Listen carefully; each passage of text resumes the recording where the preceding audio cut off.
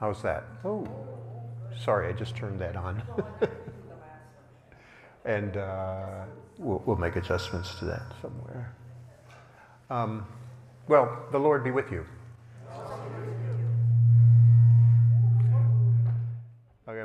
Welcome to, it's good to be with you up here again, doing this unit on consumerism, what Scott and I decided from greed to grace and generosity.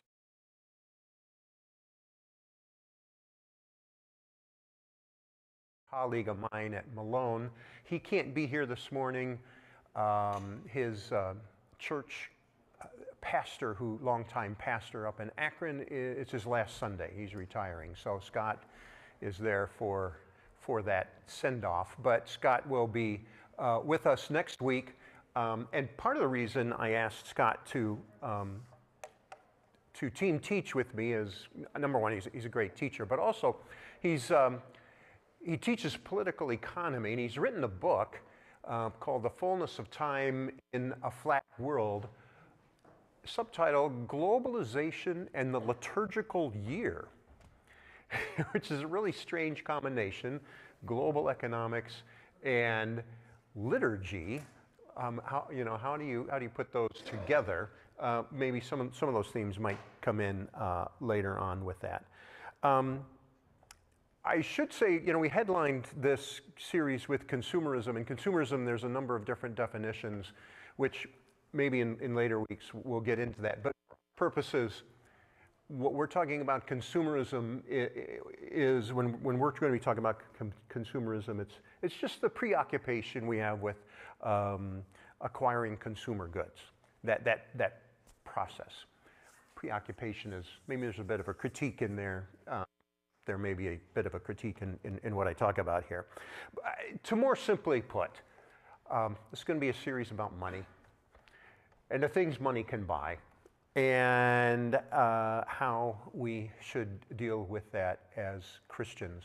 Now, I should mention that Americans, I think, like to talk about money if it's the economy, but we don't like to talk about money if it's our own personal situation. I will not ask any of you how much you make, if you're worried about that. I should say that, or how much you give. I won't ask you any of that. But I should also point out that Pastor Michael and Pastor Ben did not put me up to this either.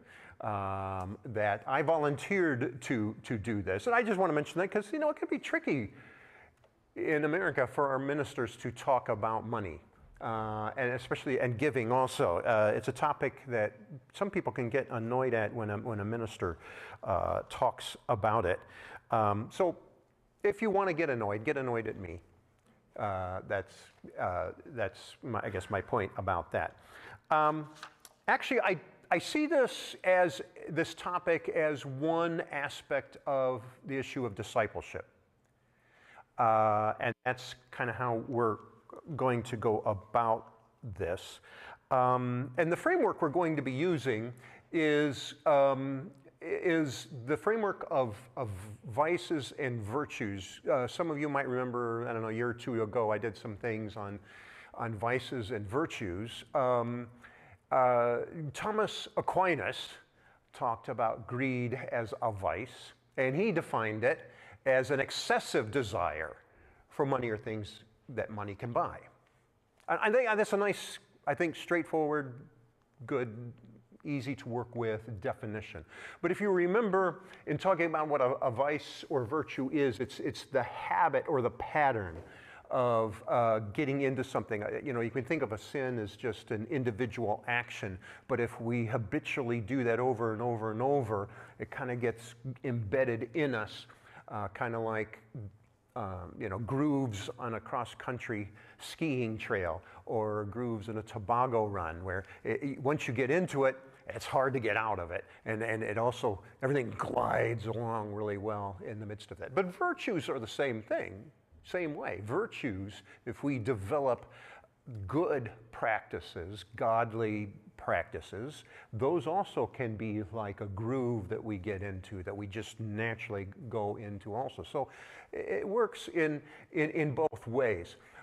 So Greed is the vice, the pattern that we're going to be looking at, and it's opposed to, Aquinas says opposed to, there are often two virtues that are tied to every vice, two different sides or ways to work against a vice, things to develop that can help us from falling into greed. And he said the two virtues are generosity and justice. Justice is an interesting one because I don't think, at least I wouldn't have thought of that initially as this is how we avoid greed. But not this Sunday, but in Sundays to come, we'll talk about why that's deeply involved here. And this Sunday, I want to talk a little bit about greed in relationship to generosity and how we develop in those ways.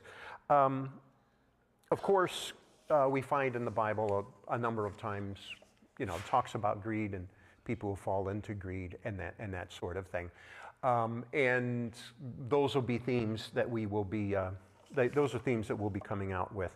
But I want to also say there's one other framework that we're going to use when we're looking at the virtues and these vices of greed, the vice of greed and the virtues of generosity and justice. We're going to be thinking about them individually, spiritually, which I think is what we naturally go to. Okay, in what way am I greedy? In what way am I generous? That sort of thing. But we're also going to be looking at it contextually in terms of society and cultural sort of aspects, which I'll get into a little bit today, because we're also shaped for good and for ill, I think, by collectively the particular culture we live in and the particular society we live in. And so we're going to look at that in a couple of different ways. And the two are deeply related. And God's grace works both individually in us, but I think, and this is harder to see, but God's grace also works collectively through groups of people, institutions, maybe through societies in certain ways, although that's harder to nail down exactly how that happens. So this morning, a little mental exercise that you can do on your own, if you want to actually, to help think about how we have been shaped by society or culture on these issues, is to think about how you developed. What is your story? How did you develop your concepts of money and how it should be used? And I'm thinking, first of all, just thinking back to childhood, right, as you were growing up. And to help us do that, I'm going to tell you about my story. It can be helpful to think about how we've been shaped by family or friends or media or whatever it is that shapes us as we grow up. And so I have three vignettes for you about how money and the things that money can buy have shaped me. So three stories, more than a couple is two. Three stories, three vignettes. First of all, Christmas morning, 1966. I'm 5 years old. Christmas morning in our house, come downstairs, my sister and I, and there was usually a big gift out by the Christmas tree with sort of the unspoken idea that maybe this is from Santa Claus. Anyway, but that didn't matter so much as the fact is that you got a gift, right? So it was a very exciting moment, as it is for 5-year-olds. And on this morning, I came down, and this was a winner. This was really a winner. I got this. Well, here it is. I tell this story. I have a class, Religion in America, where I do a section on consumerism and religion. And I was telling a story about this gas station. That's what it is, a toy gas station. I was describing it, and I had a student find it and send me the picture during class. And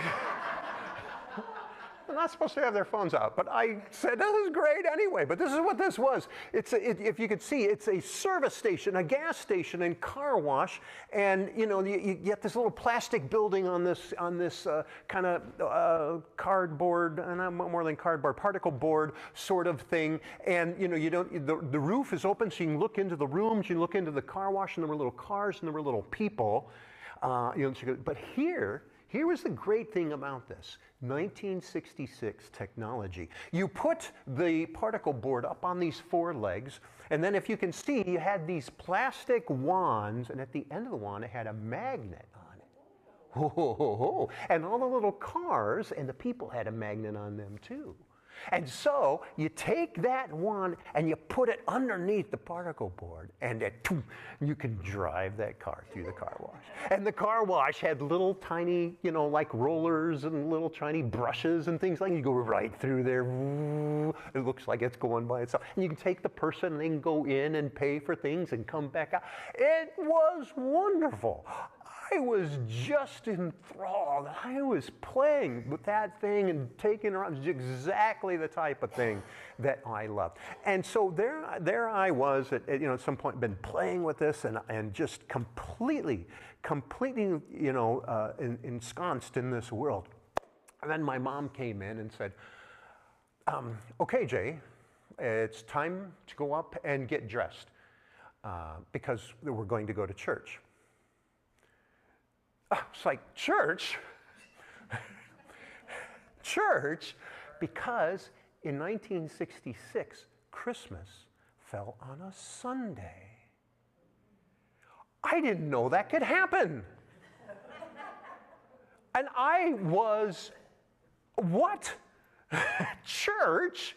And I first of all, totally confused me, and secondly, I had to mount some quick argument for why I needed to stay with the gas station and not go to church. The best I could come up with, Mom, it's Christmas. Right? That makes sense to a 5-year-old. I lost that argument. Number one, because she's my mom, and we went to church every Sunday. Number two, because my dad is the minister. Would not be good if the preacher's family did not come to church on Sunday. And, we have to go to church on Sunday. Didn't know those two things could happen. And that was a lesson to me that my mom taught me. And that is, yeah, you get a gift, you have some fun, but at that age I was like, okay, church is gonna trump toys. But in my life as I was growing up, it eventually developed into the principle of an understanding from my parents that there are at different stages. At some point it was like, okay, God and Christianity is supposed to be more important than material things. Or then a little more sophisticated version later, the things of God, you have to start with those before you can understand the other things of the world in their proper place, I guess, is a more mature thing. But anyway, that was part of my life growing up, learning these sort of things. Okay, that's vignette number two. My vignette number one. My vignette number two was my first allowance, first grade, in 1968. That's just a basic sort of thing. My dad said, okay, you're in first grade, it's time to get an allowance. And I got an allowance, 15 cents. But the explanation was, what do you do with the 15 cents? Well, he gave me 3 nickels. 1 nickel, you're going to put in your bank. Okay, I think he gave us a bank too. I can remember a little metal bank that we had that we stuck it in. All right, good. The other nickel, you give to church. Okay, put it in an offering plate on Sunday morning. And the other nickel, you can spend however you want. And that was fine with me because I didn't know the value of money, and I was just like, okay, a nickel, great. The point there was that, Dad was teaching me about saving, but he was also teaching me about tithing. And at that point, I was tithing. I should point out, I was triple tithing. more than triple tithing, a third of my income. I was a lot holier and more righteous and godly then at that age. But that was important because, you know, I learned this is what you're supposed to do with your money, and it was really developing a virtue, it was developing a habit of giving money, and you're supposed to give some of your money to the church, and that stayed with me. And I can't remember, I mean, I did try to give to the church when my income actually jumped quite a bit. I can't remember how well I actually, you know, adjusted to reach the right amount. That would have been in the 6th grade when I got a paper route and suddenly was flush with cash that I spent on jelly donuts at Fenton's Bakery and a subscription to Sports Illustrated. But I think all the way through there, somehow, I knew I was supposed to tithe. I knew I was supposed to give a proportion. And that's, I think, a good and important thing, because it's really hard to start. This is how good habits, virtues work. It's really hard to start one once you get into it. And since my dad got me going at 1st grade, it was easier for me to just keep tithing then on as I grew older than if I had to start, you know, when I was an adult. That can be really hard to start, you know, got to spend 10% if you think about that. All right, story number 3, trips to Dairy Queen, 1971. Somewhere in there, approximately. Every now and then, our family got to go to the Dairy Queen. And what happens when you go to the Dairy Queen? Well, you get ice cream, and my dad would say you can have whatever you want as long as it doesn't cost more than 15 cents. Because that's how prices were back then. This is a picture, I found an actual picture of the Dairy Queen in Elkhart, Indiana. So happy I found that. That's where we went. And well, 15 cent meant you get either the medium cone or the dilly bar or the ice cream sandwich. Okay, and we kind of looked longingly at the ice cream sundae, but that was more, I think up here, 45 cents or 35 cents or 25 cents, and we can only spend 15. So no, that didn't happen. And the banana split, are you crazy? Who do you think we are, you know? J. Paul Getty? So, you know, not the banana split. Although, later, when Grandpa would take me to the Dairy Queen, then you could that's what grandparents are for. And you cashed in on the banana split. But no, with Dad, it was, no, you get the ice cream cone. My sister was just really, why can't we have a sundae? Why can't, and she would, my older sister, she was very good at pushing. Why can't we have a sundae? Why can't we? Finally, my dad said, okay, you can have a sundae if you don't have an ice cream cone this week. And the 15 cents from this week can go to the next time we come back, and you can save that money. Then you can use that to apply it to the sundae the next time. And Chris was like, okay, we'll do that. And so we got our ice cream cones, and she had nothing. And then the next time she got the sundae. And that really wasn't as much fun as what she thought it was going to be. But here's something else I learned. I learned that, okay, you have money, but you just can't spend it wildly on anything, you know. You have to, you know, it's kind of learn the value of money sort of thing. And, you know, you're not entitled to everything. That was a good lesson. That you shouldn't just spend wildly. There are some things in this world that are just a treat. And, okay. I learned that. I didn't always like these lessons. And sometimes I felt guilty when I did actually spend on my jelly donuts or whatever it was later. I was using my paper route money for. But there was sort of a sense you got to spend your money wisely. And that's how I grew up with, and some very, very good lessons in there that I'm very, very thankful for. So I reached adulthood, and these lessons were pretty well instilled in me from my parents and from practices, and they had become habits. And I felt fairly secure in my approach to money and spending and kind of like what I'm supposed to do as a Christian. And then Elisa and I went to Africa. And just my whole sensibility of everything just got turned upside down when it came to money. In fact, I've been confused ever since. 32 years after we went to, Lisa and I, if you're not aware of this, we went to college, graduated as teachers, and after teaching in Indiana for a couple of years, we felt the call to go to the mission field, and we taught in a school in Kenya for missionary kids, a boarding school, and we lived there for 6 years. And it was a great and wonderful experience, and in so many ways, and a lot of good things happened to there. I did, however, leave Africa with about 43 major questions that I couldn't figure out about the world. So I went to graduate school to try to figure them out. And I got 17 of them figured out, and another 137 came up in that process, or something like that. But one of them had to do with this whole issue of money and wealth and giving and the world. So here's our experience in Africa. First of all, before we got to Africa, we had been teaching in the United States, and our salaries together as teachers at that time in the mid-'80s, I think were somewhere around $20,000 a piece, and so we were making combined household income about $40,000, which is really very nice. I mean, it's a nice, decent teacher's salary.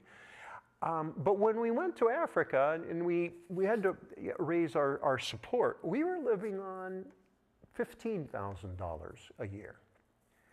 And so we realized, oh, this is, I mean, and we felt it when we got there. This is a, go from $40,000 a year to $15,000 a year. That's a substantial cut in pay. And life was, in some ways, simpler. I mean, we had a nice house with electricity and running water. We had a stove, an old stove made by Chrysler. Do you know that Chrysler used to make stoves? We went to Kenya to discover that. But we didn't have a dishwasher. We didn't have a dryer. We had an old washing machine. We didn't have a car or a vehicle for the first couple of years there. We didn't have a TV the first year there. And then also there was a sense that you couldn't just go to McDonald's. There were no fast food restaurants around. There were no convenience foods. When we were tired and worn out, we're like, oh, let's just put in a frozen pizza. There is no frozen pizza. There are times when we were like, boy, it'd be nice to have a Walmart nearby. And so we lived more simply for those, and there was a sense that we were sacrificing. And in many ways we were. And that was fine, and that was good, because this is what we were called to do. Also felt maybe a little bit self-righteous. We're sacrificing for God, aren't we great? You know how human nature is. That part was in there as well. So we had this sense that we could be back in the United States with a much higher income and a lot more stuff around us, but we're called to this. We're giving up a lot. We are, our income is, and the amount of stuff around that we could buy is much lower. But the people around us were much poorer. I have never felt so wealthy in all my life. And we knew going to Kenya, we would say then, it's a developing country, it's poor. We knew that before we left. But it's sort of like the day-to-day reminder of that, which was so big. When we were in orientation school, they told us, well, now you're going to hire an African woman to work in your house. And we're like, I'm going to hire somebody to work in our house? That sounds like servants, and we taught history. That sounds colonial. I don't know about that. And they said, no, it's really necessary. There's a lot more manual labor, and it's good for the local economy. Day one, when we were there, when we moved into the house, we had like 6 or 8 women come to the door and ask for a job. We didn't advertise. We didn't put out any. It was the first Kenyans we met. These women are asking for a job, and we're like, okay, we thought we would hire one, but we weren't ready to hire them. They just knew. We didn't even tell anybody. They just knew, you know, white people are moving into that house. They're moving in on this day. Because I thought at first, like you say, it helps the local economy, and I thought maybe that's a little bit of a rationalization. No, it was not a rationalization. In that area, that was a good, steady job. That's why women just showed up at our door. And also, we're going to hire a guy to work outside in the yard and that sort of stuff. That was a good, steady job. And so Elisa worked with another missionary, and we found a woman to work in our house. And her name was Martha, and she became a very, very dear friend. And she worked for us 20 hours a week, and she worked for another missionary for 20 hours a week. And we paid her a good wage, which was the equivalent of 30 cents an hour. Like, yeah, we're making $15,000 a year. Can we afford somebody to work in our house? $6 a week? Yeah, we can afford that. But it was also this realization the people around us had so little. And you know, for new missionaries in that situation, there was also this sort of situation. I thought, well, like we could pay them a lot more, and some missionaries had tried that, but then it created problems in the community because some people were paying their workers a lot more, and some were not. And there were like African, nurses or doctors down at the hospital who weren't getting paid as much, but they had people working in their house. They couldn't afford to. It created all kinds of dissension in the community. So they said, keep your wages somewhere within this range. Otherwise, it's going to create a lot of problems. And then find ways to help them on the side, quietly, just so it doesn't create a lot of community disturbances. But here we were in a situation where, number one, we were sacrificing and giving up so much, and at the same time, so much more wealthy than people around us that we saw and interacted with day by day. By the way, that's our daughter on her back that she's carrying. The Kikuyu, that's how they'd carry kids around, and our children got to know and love Martha very, very much. I lived with cognitive dissonance for 6 years in Kenya when it came to money. Because however I had understood things, and there were good things I understood in America, well, what am I supposed to do now? I mean, and then it's not just Martha and people around us. We'd go to Nairobi, and you'd have beggars come up all the time asking you for money. I mean, like, you just knew when you went into Nairobi, you're probably going to have 15, 20 different situations where people coming up and asking for money, or walking down the street and somebody's asking for money, because it really is just so poor. And so what do you do with that? Well, tithing doesn't really answer that question.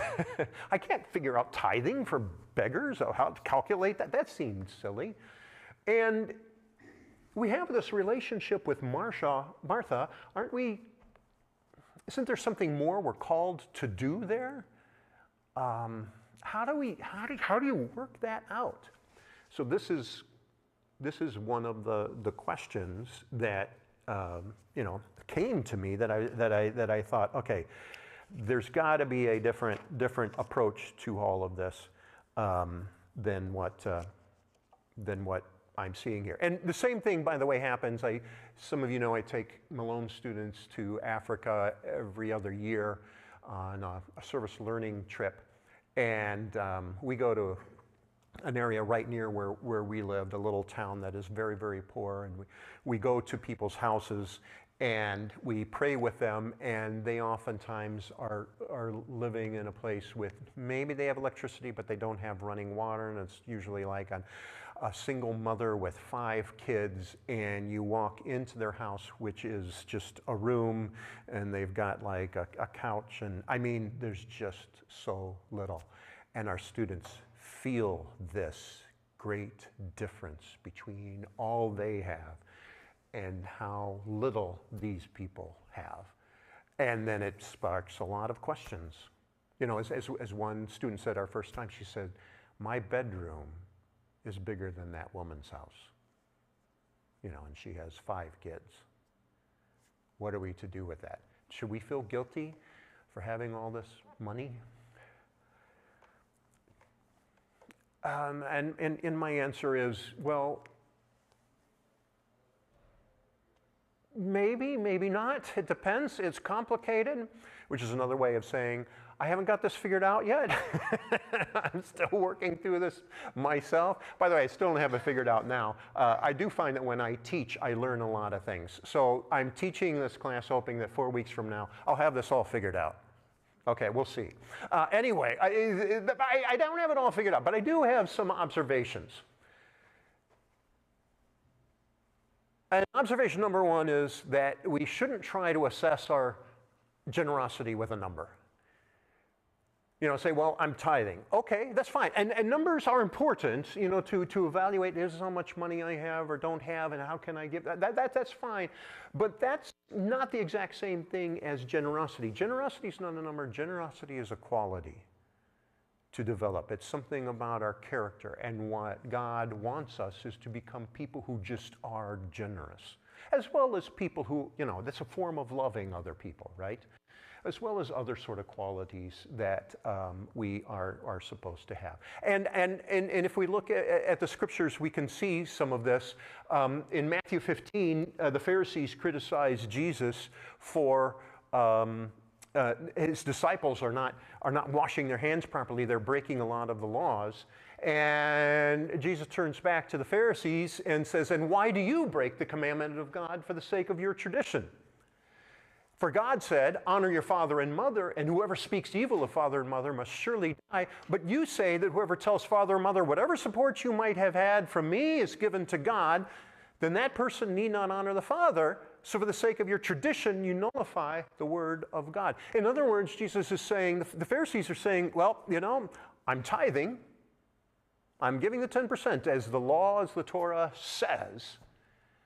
And because of that, you know, and there actually was a tradition and a practice among Pharisees and other Jews that, well, if you're giving to God, now that releases you from having to spend that money on your aging parents. Oh, and Jesus is saying that's a problem. and why do they just tithe and not spend it on their parents? Number one, it doesn't count as a tithe if you're spending it on your parents, but also number two, probably, you know, it's going to take a lot more time and money to take care of your parents. And parents, I don't know, people can be difficult sometimes. That takes some work to do that sort of thing. But the Pharisees had said, I have fulfilled my obligation to my parents because I am tithing to God. That's a number, 10%. Yeah, but it's not generous and it's not loving your parents. You also need to really care for your parents also, is kind of what Jesus is saying there. So that's my first observation. I'm saying, well, numbers can help us see and understand things, but just say, I've met my tithe, that may or may not be a mark of my generosity.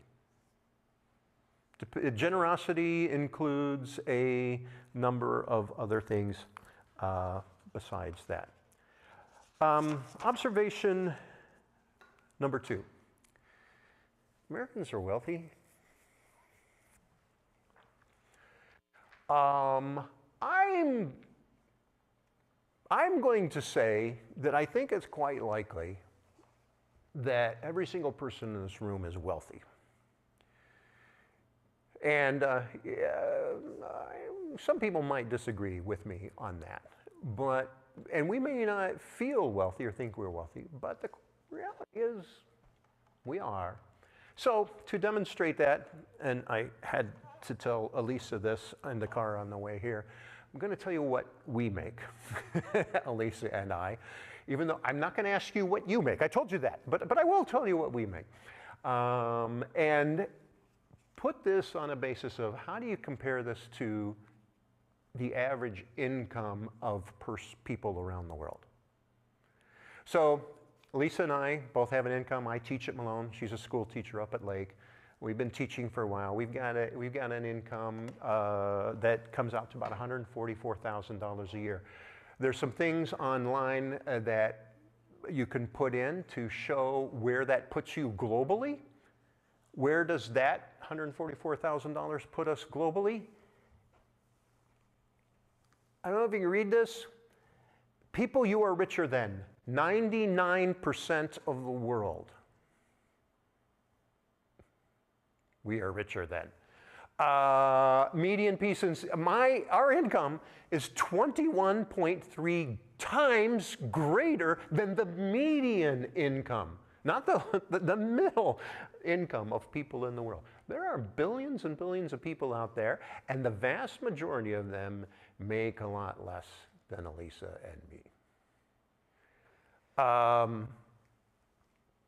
We're wealthy.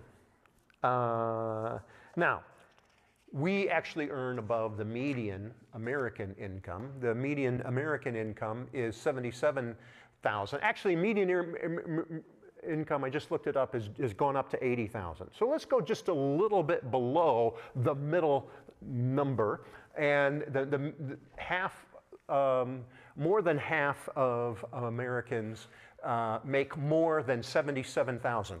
Where does that put them? Top 3% in the world.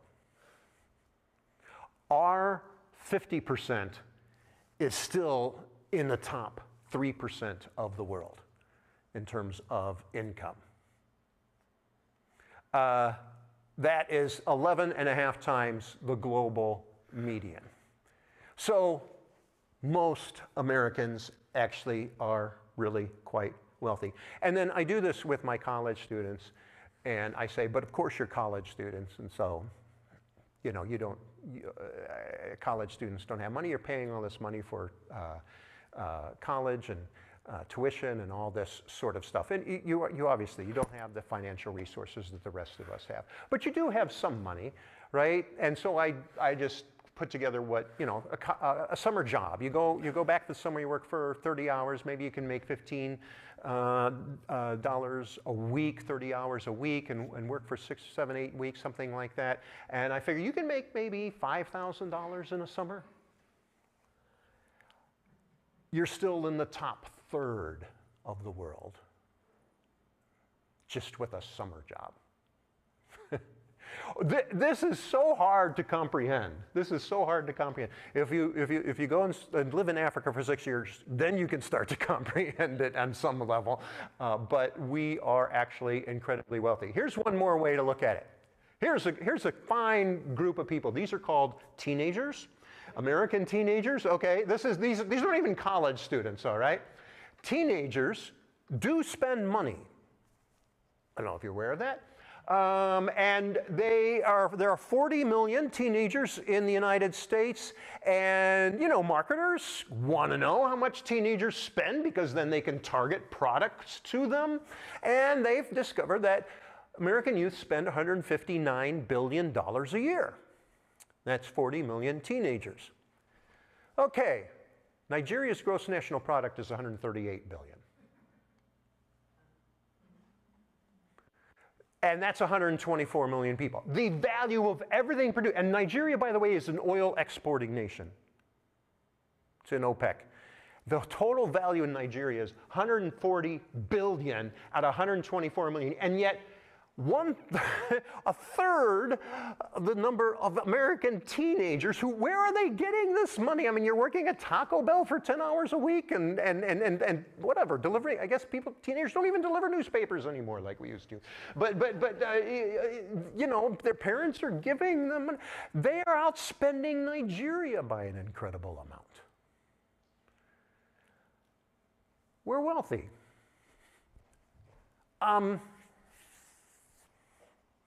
Okay, observation number 3. Our prosperity is actually a recent historical phenomenon. And as a historian, when I think about recent, I don't mean like last February. I'm thinking in terms of thousands of years here. Okay, so, but let's look at the United States. In 1800, the average person spent $3 a day. In 2020, we spent $164 a day on the average. You know, it's the value of everything, including, you know, your house, and for college students, their college graduation. Of course, obviously, some people spend a lot more and some don't. There's complicated issues of inequality here. But the reality is, America in 200 years has gone from an average of $3 a day that we are spending to $164 a day. Here's the other thing. This has been a major change in history. Economic historians, as best as they can tell, they say every single society down through history has, if you average it out, spent something close to $3 a day for hundreds and hundreds and hundreds and hundreds and hundreds and hundreds of years.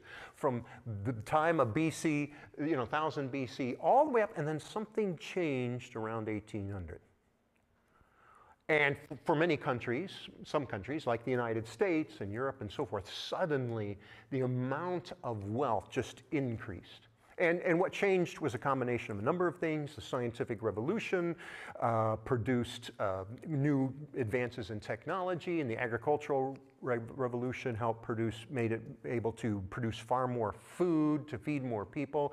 And you had industrialization come on with factories mass producing things, and you organized this all under capitalism. And starting in the and this is right at about the time the United States became a country, we've got this incredible jump in wealth.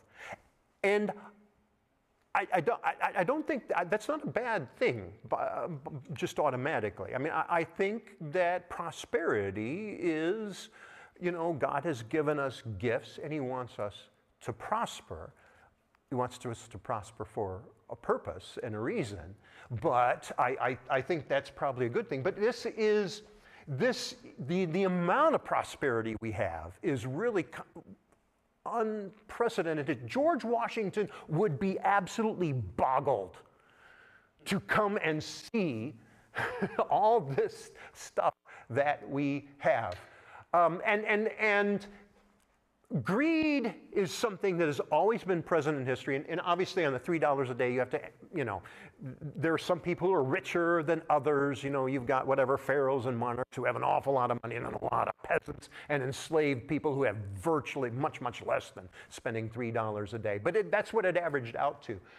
But something really changed historically, and economically we can say what has happened through most of history is that you've had economies of scarcity where there's too little food and goods and labor, and societies had to spend most of the time just producing food to feed people, and you're always kind of on the edge of maybe starvation or hunger or something like that. And there were some people that were very rich, but overall it's just a lot of scarcity. And you put all these things together, capitalism, industrialization, and so forth, and we live in economies of surplus. And we have so much, actually, that we're living in and we're born into, and it's around us so much we don't even think about how much we have. But we do, right? We have a lot. Well, okay. Here, but it is not also divided evenly in the world. Norway, small country, and they discovered oil, and they're industrialized. They've got a lot of money packed away. There are other countries that are up there quite a bit, and some are, South Korea, 62, China, huge economy, but you're talking about 1.2 billion people. You got a lot of really poor people, so it averages out to $17 a day. But you get down to the bottom, Nigeria and Ethiopia, they are still economies of scarcity, which is more similar to how societies have been down through history. And I should point out, biblical societies would have been economies of scarcity also. It helps us to think about that in that context, and then how do we take these principles and think about them in our context in this way. I should mention that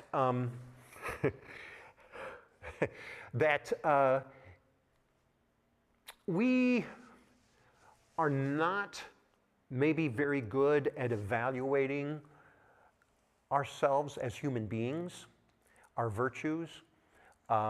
We've got that, you get that stick and log problem. That's one thing. But if you ask Americans if they think they are wealthy, and some Americans do say they're wealthy. 12% of Americans say they are wealthy. My perspective is, if you look at the numbers, it's a lot bigger than 12%. It's well over half. I mean, if you put it in a global context, the vast majority, we have poor people. I don't want to say we don't have any. We do have poor people, but we have a lot of people who actually, compared to the rest of the world, are well above average with income. Not only that, recent statistics, in 2023, 50% of all Americans said they were worse off than the year before, and yet in 2023, America wealth and income hit a record high. So our perceptions of ourselves doesn't always match up with, well, what's the hard reality? And that's one thing we need to remember when we're thinking about these issues, is that we can, I mean, that's one thing I learned in Kenya, and I had to go to Kenya and live there for 6 years to learn that. So I understand if it's hard to take in for other people around it. We're so used to looking around, and we can always find somebody who's richer than us. We're always come in mind other people around that. And it's also interesting that we don't want to feel we are wealthy. You're right? I mean, we don't want to consider ourselves wealthy as Christians. You know, that's maybe we should. Maybe actually it's a very good thing. In this way, well, if we're wealthy, then we have opportunities, maybe even callings, to do some really, really good things with what God has given us. Maybe that's how we should approach these things.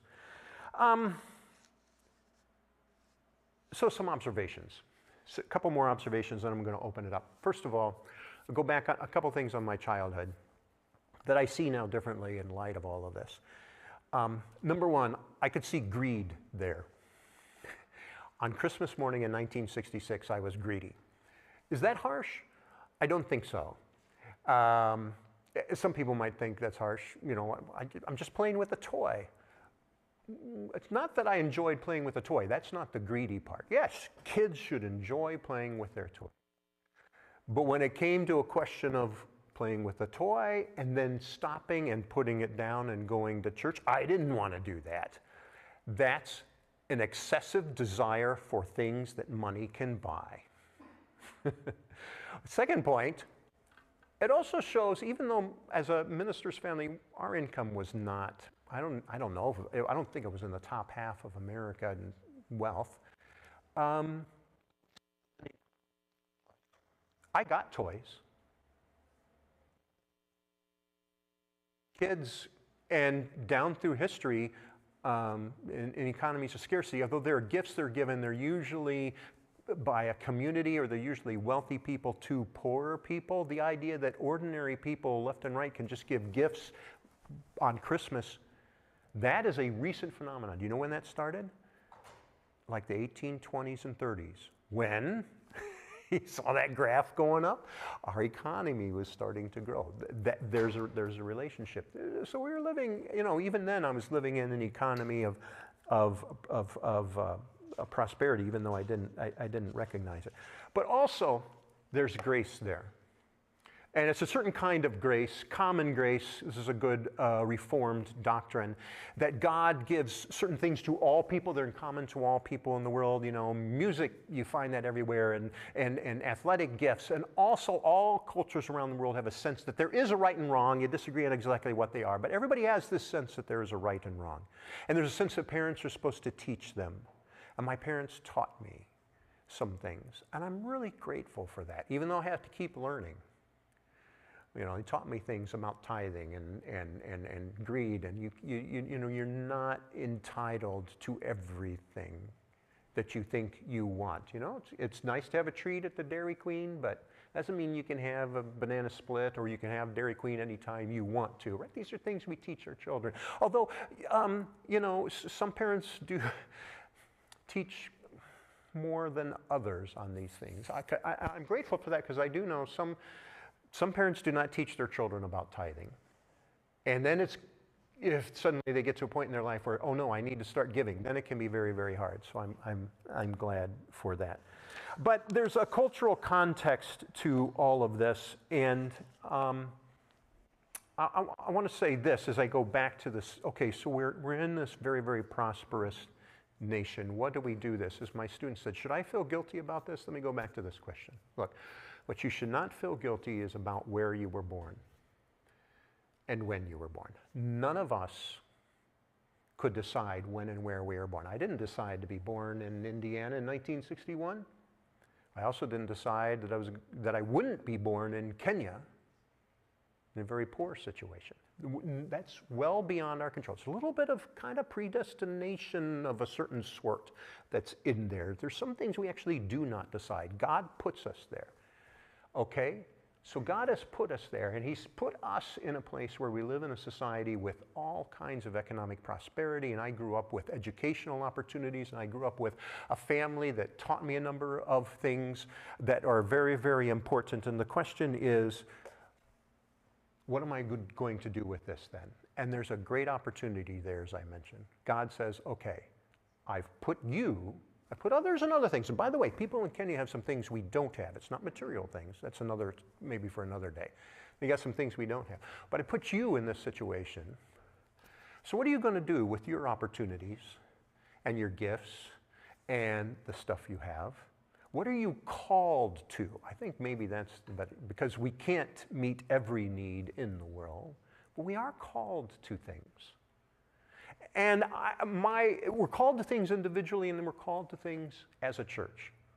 So my prayer for our church, and maybe also for us as individually, is that it would be said of Christ Presbyterian what Paul said of the church in 2 Corinthians, who gave generously to the church in Jerusalem. He said, "You are enriched in every way for your great generosity, which will produce thanksgiving to God through us.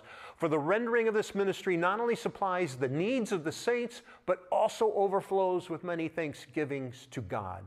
Through the testing of this ministry, you glorify God by your obedience. You glorify God by your obedience to the confession of the gospel of Christ and by the generosity of your partnership with them and with all others, while they long for you and pray for you because of the surpassing grace of God that He has given to you. Thanks be to God for His indescribable gift." God's gifts come in so many different ways, and He's blessed us with so much. Let us be a people that others will see and say they are a great blessing to others in some ways. How we do that? And we do that. I should say this. This is encouraging to keep doing that and grow in doing that, I guess I should say. So that's my first part on thinking about generosity. I've got some other things to have in upcoming weeks. Let's open it up for questions or comments. Yeah. I have a couple questions. Yeah. I have one main question. You mentioned you got Oh, hang on. What? Well, I just want to know what Sports Illustration edition you got. What edition you got? No, they have an annual. Obviously, you don't get it. Oh, sorry. I missed the joke. He said something about the swimsuit edition. Oh, that one. That one I quickly took up to my bedroom and put under my mattress.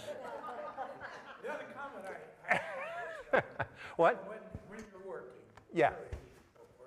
you have your working money and you're having savings and investment. Yeah. The working money is the big thing, and the savings investment is back here someplace. The older you get, especially when you reach retirement, the investment money is almost, you forget all about that. The working fund is one thing, and the investment you don't even hardly consider as income anymore. I don't think the government or the middle class, most people realize that. But seniors treat it as two different funds. Yeah, that is interesting because what it means, and I guess that is a very interesting point, and what it means to be generous and how we are supposed to use the resources we're given. At each stage in your life, it looks a little different, doesn't it? Even though there are underlying principles that are the same. So then there are important questions that come up with that sort of thing. How are we supposed to look at our working money income, and how are we supposed to look at and think about our investment income? Yeah, it's a good question. I don't have an answer to that, and it might depend, but I think it's the principle that applies here very much. Dan? I'm embarrassed. Can you go back to number 3? I'm a bad student today. What was number 3? Oh, I got 2 and 3 confused. Thank you. Yeah. Number one, we're also very wealthy, but we're also very wealthy because, yeah, we got to recognize the historical context of what has happened in the last 200 years, which is really a pretty important, huge transformation economically in the world. And other countries in the world are at varying levels transforming that way too. And so, yeah, that has implications for thinking about how we're supposed to apply biblical principles to today. We need to recognize we're in a different context, but the principles remain the same. It's kind of why I put that up there.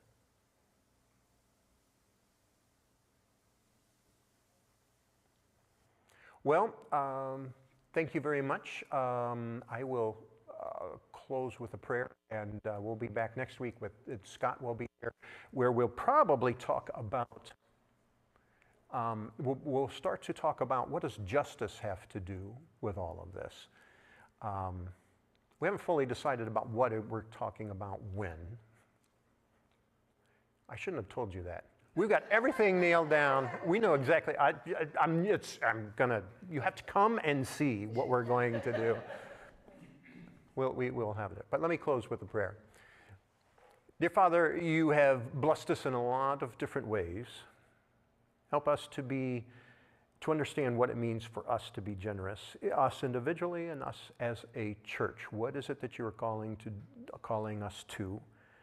We pray that you would open our hearts to that question and to continue doing the things that we are called to do that we are doing. We pray these things in your name. Amen. While we're on the topic of giving and economics, I've been a part of this class for a number of years, and I won't give you the history of why, but it goes way back to when Jack Kettlewell was living. I've been involved with keeping this class on the up and up, so to speak. We have spent the funds that we have available for our guest speakers. Our ministers, by their salaries, have been covered. We've had some very generous donors that have gotten us through the last several months, a lot of months actually. I just want to make the comment that if you've been blessed by this class and would like to continue to see guest speakers, we're willing. You can make a check or a cash donation at the church office. It is tax deductible. You missed it for this year, but it'll go forward. And you can continue to bless all of us as a congregation with adult education at the Westminster class. And I appreciate your time and consideration as you look at your year of giving, tithing.